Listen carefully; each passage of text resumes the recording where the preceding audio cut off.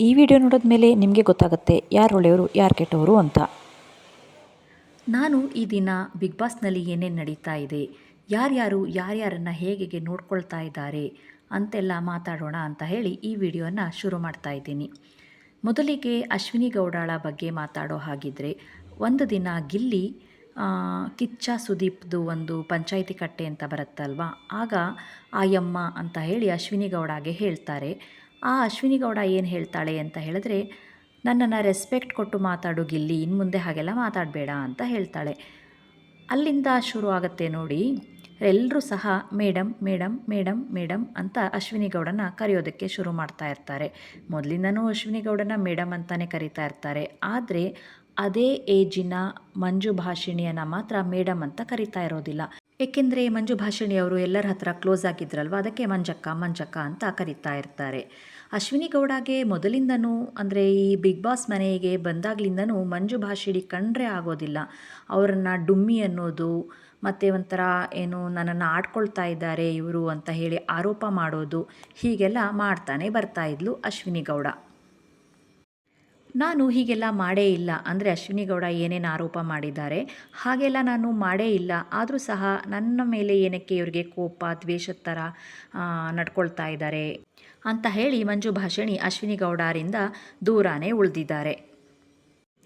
ಇನ್ನು ಕಾವ್ಯ ಮತ್ತು ಗಿಲ್ಲಿ ವಿಷಯಕ್ಕೆ ಬಂದರೆ, ಅಶ್ವಿನಿ ಗೌಡ ಕಾವ್ಯನೂ ಸಹ ಬಿಟ್ಟಿಲ್ಲ, ಫ್ರೀ ಪ್ರಾಡಕ್ಟ್ ಅಂತ ಎಲ್ಲ ಹೇಳಿದ್ದಾರೆ. ಅದೆಲ್ಲ ಒಂದು ಬೇಡದೇ ಇರೋ ಮಾತುಗಳಲ್ವ. ಬಿಗ್ ಬಾಸ್ಗೆ ಬಂದು ಈ ಥರ ಎಲ್ಲ ಮಾತಾಡ್ತಾ ಇದ್ದಾಗ ಆ ಹೆಣ್ಮಕ್ಳು ವಿಷಯವಾಗಿ ಬೇರೆಯವರು ಏನಂತ ತಿಳ್ಕೊಳ್ತಾರೆ ಅನ್ನೋ ಒಂದು ಕನ್ಸರ್ನ್ ಬೇಡ, ಅಥವಾ ಒಂದು ಯೋಚನೆಯೂ ಇಲ್ಲದೇ ಹೀಗೆಲ್ಲ ಮಾತಾಡ್ತಾ ಹೋಗ್ತಾ ಇದ್ದಾರೆ ಅಶ್ವಿನಿ ಅವರು. ಗಿಲ್ಲಿ ಏನು ಅವರೇನು ಸುಮ್ಮನೆ ಕೂತಿಲ್ಲ. ಇವರೇನಾದರೂ ಮಾತಾಡಿದ್ರೆ ಸರಿಯಾಗಿ ಟಾಂಟ್ ಕೊಡ್ತಾರೆ. ಅವರೇನಾದರೂ ಈ ಥರದ್ದು ಮಾತುಗಳನ್ನು ಕೇಳಿಸ್ಕೊಂಡು ಸುಮ್ಮನೆ ಕೂತ್ಕೊಳ್ಳೋ ಮಗನೇ ಅಲ್ಲ. ಗಿಲ್ಲಿ ಯಾರಿಗಾದರೂ ಸಹ ಒಳ್ಳೆ ಒಂದು ಏನು ಟಾಂಟ್ ಕೊಟ್ಟು ಏನಾದರೂ ಒಂದು ಮಾತಿನಲ್ಲಿ ಬಾರಿಸ್ತಾನೆ ಇರ್ತಾರೆ. ಹಾಗೆ ಅಶ್ವಿನಿ ಗೌಡ ಮತ್ತು ಜಾಹ್ನವಿ ಇಬ್ಬರೂ ಸಹ ಸೇರಿಕೊಂಡು ಎಲ್ಲರ ಮೇಲೆ ಪಿತೂರಿ ಮಾಡ್ತಾ ಇದ್ದಾರೆ. ಎಲ್ಲರ ಮೇಲೆ ಹೌದು ಮಾಡ್ತಾನೇ ಇದ್ದಾರೆ. ಹೆಚ್ಚಾಗಿ ನಮ್ಮ ರಕ್ಷಿತಾ ಶೆಟ್ಟಿ ಮೇಲೆ ಪಿತೂರಿ ಮಾಡ್ತಾ ಇದ್ದಾರೆ. ಅದೇನಂತ ಅಂದರೆ, ಮಧ್ಯರಾತ್ರಿಯಲ್ಲಿ ಈ ರಕ್ಷಿತಾ ಶೆಟ್ಟಿ ಇದ್ದಾರಲ್ವ, ಅವರು ಬಾತ್ರೂಮ್ಗೆ ಹೋಗಿಬಿಟ್ಟು ರಾರಾ ಸಾಂಗ್ ಹಾಡಿಕೊಂಡು ಡ್ಯಾನ್ಸ್ ಮಾಡೋದು, ಒಂಥರ ನಾಗವಲ್ಲಿ ಥರ ಆಡೋದು ನನಗಂತೂ ನೋಡಿದಾಗ ಭಯ ಆಯಿತು. ಅದಕ್ಕೆ ಇವರನ್ನೆಲ್ಲ ಮಾತಾಡಿಸ್ತಾನೆ ಇಲ್ಲ ಅಂತ ಎಲ್ರಿಗೂ ಹೇಳ್ಕೊಂಡು ಬರೋದು. ಅದನ್ನು ಜಾಹ್ನವಿನೂ ಸಹ ಅದಕ್ಕೆ ಒಂದು ಸಪೋರ್ಟಿವ್ ಆಗಿ ಮಾತಾಡೋದು, ರಕ್ಷಿತಾ ಶೆಟ್ಟಿ ಮೇಲೆ ಗೂಬೆ ಕೂರಿಸೋದು, ಹೀಗೆಲ್ಲ ನಡೀತಾನೇ ಇದೆ. ಅದನ್ನೆಲ್ಲ ನೀವು ನೋಡಿಕೊಂಡೇ ಬರ್ತಾ ಇದ್ದೀರಾ ಅಲ್ವಾ. ಹಾಗೆಯೇ ಈಗ ಮೊನ್ನೆ ಸಹ ಒಂದು ಗೆಜ್ಜೆ ಸೌಂಡ್ ಆಯಿತು, ಅದನ್ನು ರಕ್ಷಿತಾನೇ ಮಾಡಿದ್ದಾಳೆ ಅನ್ನೋ ಥರ ಬಿಂಬಿಸ್ತಾ ಹೋಗ್ತಾ ಇದ್ದಾರೆ. ಅಂದರೆ ಅದನ್ನು ಜಾಹ್ನವಿನೇ ಆ ಗೆಜ್ಜೆ ಸೌಂಡನ್ನು ಮಾಡಿ ಮತ್ತು ಅಶ್ವಿನಿ ಇಬ್ಬರು ಸೇರಿಕೊಂಡು ಆ ಸೌಂಡನ್ನು ಮಾಡಿಬಿಟ್ಟು ಎಲ್ಲರನ್ನೂ ಎದ್ದೇಳಿಸ್ಬಿಟ್ಟು, ಮಧ್ಯರಾತ್ರಿಯಲ್ಲಿ ಮಲಗಿರ್ತಾರಲ್ವ, ಎಲ್ರಿಗೂ ಡಿಸ್ಟರ್ಬ್ ಮಾಡಿ ಎದ್ದೇಳಿಸ್ಬಿಟ್ಟು ಅವರು ಸಹ ನಾಟಕ ಆಡಿ, ನಮಗೇನು ಸೌಂಡ್ ಕೇಳ್ತಲ್ವ ನಿಮಗೂ ಸೌಂಡ್ ಕೇಳ್ತಾ ಅದು ಇದು ಅಂತ ಎಲ್ಲರೂ ಮಾತಾಡ್ತಾ ಇದ್ದಾಗ ಇವರು ಜಾಯ್ನ್ ಆಗಿ, ಹೌದಾ ನನಗೇನು ಸೌಂಡ್ ಕೇಳಲಿಲ್ಲ, ಏನಾದರೂ ರಕ್ಷಿತಾನೇ ಮಾಡಿರಬಹುದಾ, ಬಾತ್ರೂಮಲ್ಲಿ ಏನಾದರೂ ರಕ್ಷಿತಾ ಇದ್ದಾಳಾ ಅನ್ನೋ ಥರ ಎಲ್ಲ ಹೀಗೆಲ್ಲ ಮಾತಾಡಿ ರಕ್ಷಿತನ ಮೇಲೆ ಒಂದು ಏನು ಕೆಟ್ಟ ಅಪವಾದ ಹೊರಿಸ್ತಾ ಇದ್ದಾರೆ. ಈ ಅಶ್ವಿನಿ ಗೌಡ ಮತ್ತು ಜಾಹ್ನವಿಗೆ ಇನ್ನೇನು ಬೇರೆ ಕೆಲಸ ಇಲ್ಲ. ರಕ್ಷಿತನ ಬಗ್ಗೆ ಏನೇನಾದರೂ ಅಪವಾದ ಹೊರಿಸೋದೇ ಒಂದು ದೊಡ್ಡ ಕೆಲಸ ಆಗಿಬಿಟ್ಟಿದೆ. ಎಲ್ಲರ ಹತ್ರನೂ ಹೋಗಿಬಿಟ್ಟು ರಾರಾ ಸಾಂಗ್ ಎಲ್ಲ ಹಾಡಿಕೊಂಡು ಇವಳು ಮಧ್ಯರಾತ್ರಿಯಲ್ಲಿ ಡ್ಯಾನ್ಸ್ ಮಾಡ್ತಾಯಿದ್ಲು, ನಾಗವಲ್ಲಿ ಆಗ್ತಾಳೆ ಇವಳು ಮಧ್ಯರಾತ್ರಿಯಲ್ಲಿ, ನನಗಂತೂ ನೋಡಿಬಿಟ್ಟು ತುಂಬ ಭಯ ಆಗೋಯಿತು.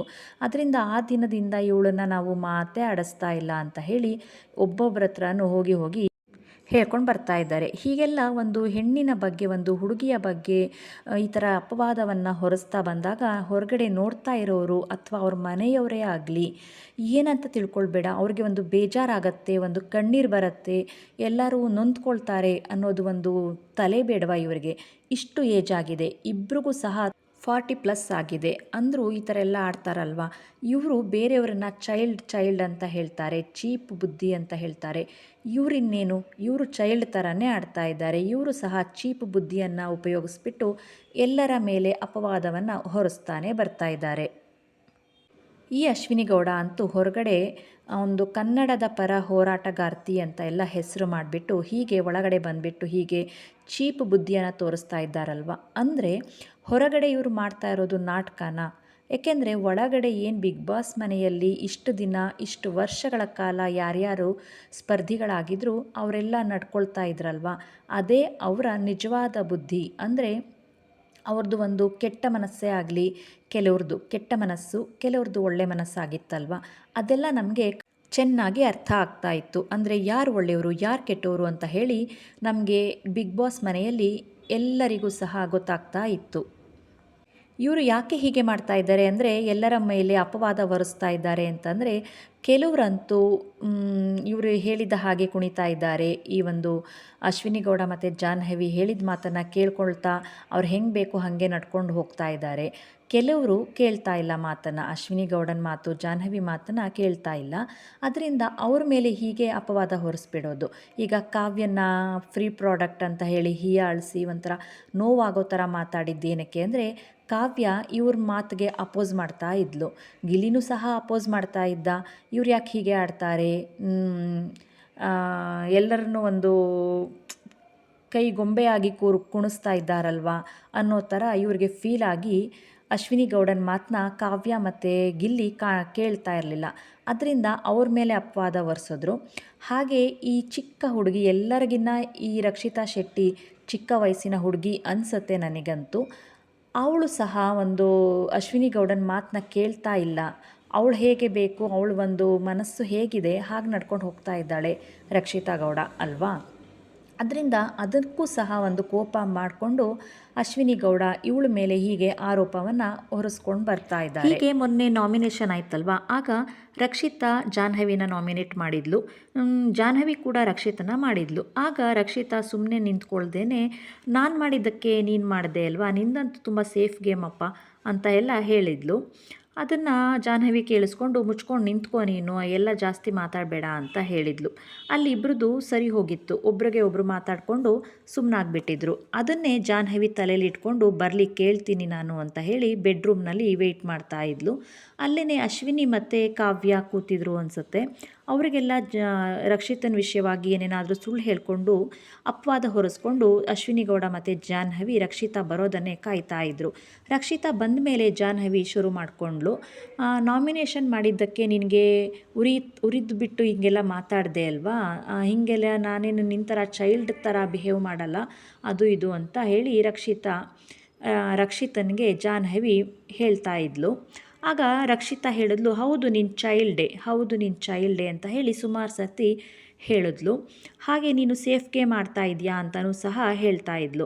ಮೊನ್ನೆ ನನಗೆ ಗೆಜ್ಜೆ ಸೌಂಡೆಲ್ಲ ಮಾಡಿಬಿಟ್ಟು ನನ್ನ ಮೇಲೆ ಅಪವಾದ ಹೊರಿಸಿದ್ದೆ ಅಲ್ವಾ, ಇದೆಲ್ಲ ಚೈಲ್ಡಿಶ್ ಥರನೇ ತಾನೇ, ಬುದ್ಧಿಯೆಲ್ಲ ನೀನು ತೋರಿಸ್ಕೊಳ್ತಾ ಇರೋದು ಅಂತ ಹೇಳಿ ರಕ್ಷಿತಾ ಆ ಗೆಜ್ಜೆ ವಿಷಯ ಎಲ್ಲ ತೆಗೆದ್ಲು. ನಾನೇನು ರಾರಾ ಸಾಂಗ್ ಎಲ್ಲ ಹಾಡಿಕೊಂಡು ಡ್ಯಾನ್ಸ್ ಎಲ್ಲ ಮಾಡಿರ, ನೀವ್ಯಾಕೆ ನಮಗೆ ಅಪವಾದ ಹೊರಿಸ್ತಾ ಇದ್ದೀರಾ ಅಂತ ಹೇಳಿಬಿಟ್ಟು ಅಶ್ವಿನಿ ಗೌಡನ ನೀವು ಸಹ ನಮ್ಮನ್ನು ಅಪವಾದ ಹೊರಿಸಿದ್ರಿ, ನೀವೇ ಗೆಜ್ಜೆ ಸೌಂಡ್ ಮಾಡಿಬಿಟ್ಟು ಅಂತ ಹೇಳಿದಾಗ ಅಶ್ವಿನಿಗೆ ಕೋಪ ಬಂದು ಮುಖನ ತುಂಬ ಕೋಪ ಮಾಡಿಕೊಂಡು ಕೂತಿದ್ದ ಬೆಡ್ಡಿಂದ ಎದ್ಬಿಟ್ಟು, ಯಾರ ಜೊತೆ ಮಾತಾಡ್ತಾ ಇದೆಯಾ ನೀನು, ಯಾರ ಮೇಲೆ ಅಪವಾದ ಹೊರಿಸ್ತಾ ಇದೆಯಾ, ನನ್ನ ಹೆಸರು ಯಾಕೆ ತೊಗೊಳ್ತಾ ಇದೆಯಾ ನೀನು ಅಂತ ಹೇಳಿ ಇನ್ನೇನು ಹೊಡಿಬೇಕಿತ್ತು ಅಷ್ಟು ಮುಂದುವರೆದಿದ್ಲು ಅಶ್ವಿನಿ ಗೌಡ. ಹೀಗೆ ತುಂಬ ಜೋರು ಜಗಳ ಎಲ್ಲ ಆಗಿತ್ತು. ಎಲ್ಲರೂ ನೋಡ್ತಾ ನಿಂತಿದ್ರೆ ಹೊರತು ಯಾರೂ ಸಹ ರಕ್ಷಿತಾ ಪರವಾಗಿ ಮಾತಾಡಲಿಲ್ಲ. ಯಾಕೆಂದರೆ ರಕ್ಷಿತಂದೇ ಅದು ನ್ಯಾಯ ರಕ್ಷಿತಂಗೆ ಹೋಗಬೇಕಿತ್ತು. ಆದರೂ ಸಹ ಯಾರೂ ಮಾತಾಡಲಿಲ್ಲ. ಎಲ್ಲರೂ ಸುಮ್ಮನಿದ್ದಾಗ ಕಾವ್ಯ ಬಂದಳು ಮಧ್ಯದಲ್ಲಿ. ಈಗ ನಾನು ನಿಮ್ಮಿಬ್ಬರದ್ದು ಒಂದು ನಾಮಿನೇಷನ್ ವಿಷಯವಾಗಿ ನಾನು ಮಾತಾಡೋಕ್ಕೆ ಬಂದಿಲ್ಲ, ಆದರೆ ಗೆಜ್ಜೆ ಅಲ್ಲಾಡಿಸಿದ್ದು ರಕ್ಷಿತಾ ಅಲ್ಲ ಅಂತ ಹೇಳಿ ರಕ್ಷಿತಾ ಕಾನ್ಫಿಡೆಂಟಾಗಿ ಹೇಳ್ತಾ ಇದ್ದಾಳೆ. ನೀವೇನು ಹೇಳ್ತೀರಾ ಅಂತ ಹೇಳಿ ಜಾಹ್ನವಿನ ಕೇಳಿದ್ಲು.